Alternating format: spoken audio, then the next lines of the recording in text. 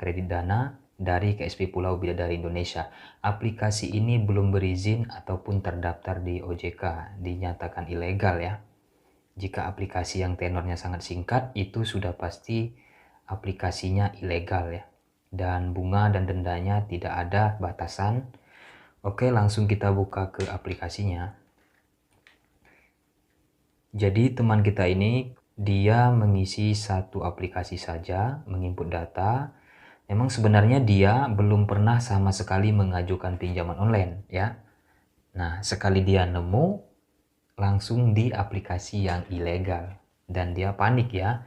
Kok bang tiba-tiba bisa cair secara otomatis?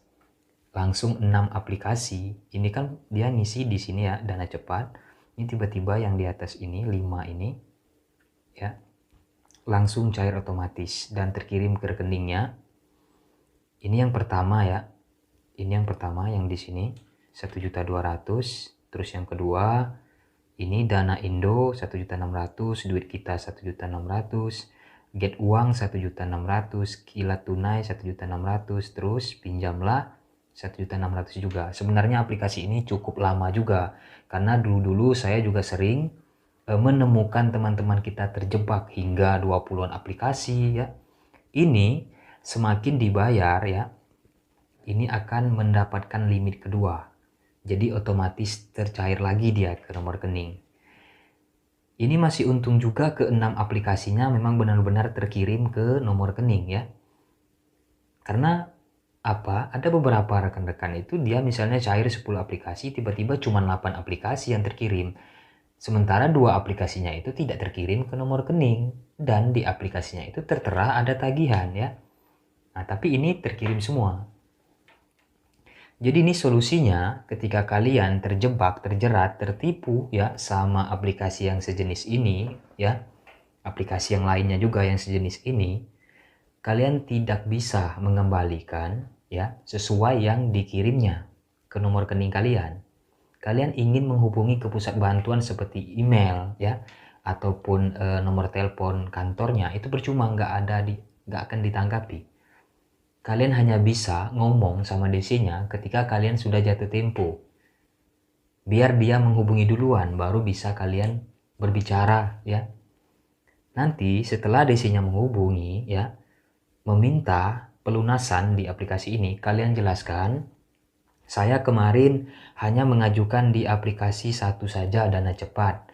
Kok tiba-tiba yang 5 ikutan cair, jadi totalnya 6 aplikasi.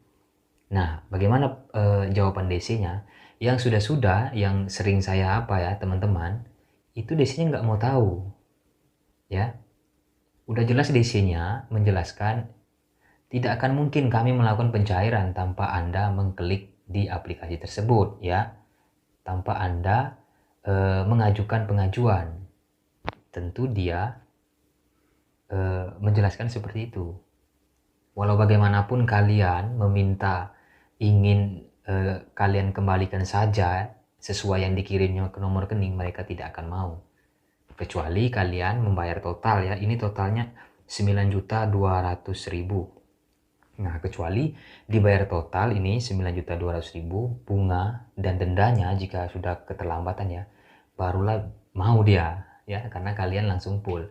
Itu pun takutnya ya, ketika kalian bayar total semuanya 9.200.000 misalnya ini, maka dia ikut lagi cair, yang lain-lainnya ikut cair juga, yang seperti di sini ya. Di tampilan depannya ini. Nah, takutnya ikutan cair juga dia. Makanya itu bahaya aplikasi yang seperti ini. Apalagi teman kita ini dia baru mengajukan di pinjaman online, tentu dia panik ya. Jadi seperti ini saja, tunggu saja waktu jatuh tempo, tunggu saja DC-nya menghubungi. Jika memang benar DC-nya sudah kalian minta negosiasi, penghapusan bunga dan denda, ya, bahwa ini bukan kesalahan kalian, kalian cuma mengajukan di aplikasi, itu kesalahan mereka, tiba-tiba mencairkan secara otomatis 6 aplikasi, dan mereka juga tidak mau kalian kembalikan uang sesuai yang ditransfernya, ya udah, ganti nomor handphone. Namun kalian harus mempersiapkan diri ya, ketika diteror nanti daftar kontaknya itu udah pasti ya. Terima nggak terima, siap nggak siap itu udah pasti daftar kontak dihubungi. Karena mereka menyadap semuanya. Seperti lokasi ya, kamera, mikrofon, kontak dan telepon. Jadi mereka mengetahui panggilan keluar dan masuk di handphone kalian, daftar kontak yang ada di handphone kalian. Itu nanti akan dibuatnya grup WA, dicarinya beberapa daftar kontak itu yang sering kalian hubungi. Biasanya mereka terfokus kepada siapa yang sering menghubungi kalian dan siapa yang sering kalian hubungi. Ya, diambilnya 30 orang, dibuatnya grup WA yang ada WA, terus di situ disebarnya menjelaskan, memfitnah kalian. Tolong kasih tahu ini yang namanya ini sudah melarikan uang perusahaan kami. Dan ada juga tolong ini meminta open donasi ingin menjual ginjal karena dia sudah melarikan uang perusahaan kami. Ya, berbagai macam bentuk ya kejahatan yang dilakukan oleh desi tersebut. Cara penagihannya ya sudah melanggar undang-undang ITE, mereka akan kena tindak pidana jika mereka sudah melakukan seperti itu. Nah, setelah itu ya kejadian seperti itu kalian lapor saja, minta bukti penyebaran datanya ya, kalian kumpulkan maksudnya. Misal ada bukti rekaman ya, telepon berupa ancaman, SMS ataupun email misalnya jika menggunakan email.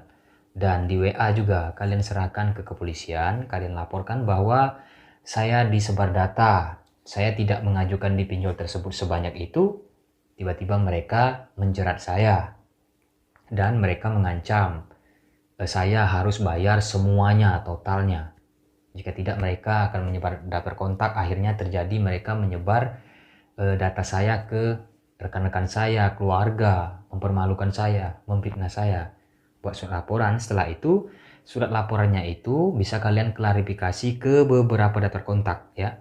Sekitar 30 orang, kalian jelaskan, mohon maaf ya, saya jika ada menteror kalian, menagih kalian ya, dengan dalih saya melarikan uang perusahaan, menjual ginjal, membuka open donasi sebagai mucikarir, atau bagian perempuan membuka open BOSEK untuk melunasi hutang perusahaan yang sudah saya larikan, tolong tidak ditanggapi karena masalah ini saya sudah serahkan ke pihak kepolisian. Saya sudah melapor, bukti laporannya sudah sama saya. Ya, seperti itu aja.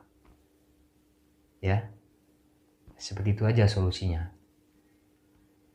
Ini kan kita bukan nggak mau bayar, ya, bukan kita mau lari tanggung jawab. Ini mereka menjebak, menjerat, dan kita ingin mengembalikan sesuai yang dikirimnya nggak mau, ya udah, nggak usah dibayar sama sekali, ya. Masalah hutang memang harus kita bayar, tapi mereka seperti itu. Lebih baik uangnya kita sedekahkan saja orang yang membutuhkan dengan niat ingin membayar hutang ini daripada membayar mereka bunga dan dendanya keseluruhannya.